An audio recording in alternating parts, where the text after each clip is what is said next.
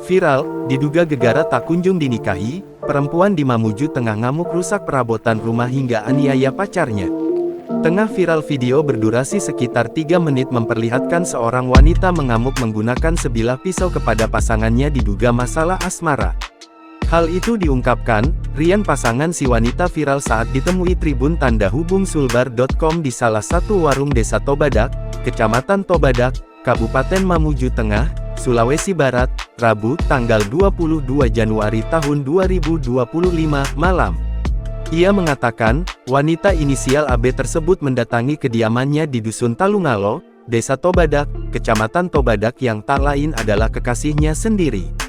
Dia AB, marah-marah dan mengamuk memecahkan beberapa perabotan dapur, ujar Rian kepada Tribun Tanda Hubung Sulbar.com, Rabu tanggal 22 Januari tahun 2025.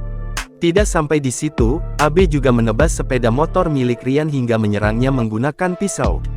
Akibatnya korban mengalami luka di bagian kaki dan memar di beberapa bagian tubuh. Begitupun dengan perabotan dapur seperti rice cooker, piring, gelas dan satu unit motor tak ketinggalan rusak akibat amukan AB.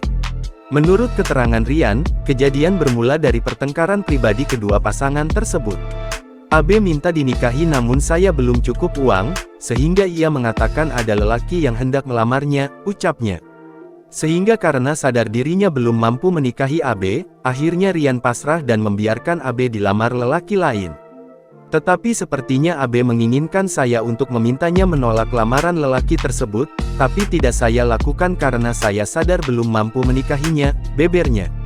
Akhirnya karena tak terima, AB datangi kediaman korban dan mengamuk seperti yang beredar dalam video berdurasi sekitar 3 menit tersebut. Selain persoalan asmara, pertengkaran juga dipicu masalah utang piutang. Atas insiden ini, saya akan mengadukan kejadian ini ke kepolisian, ungkapnya.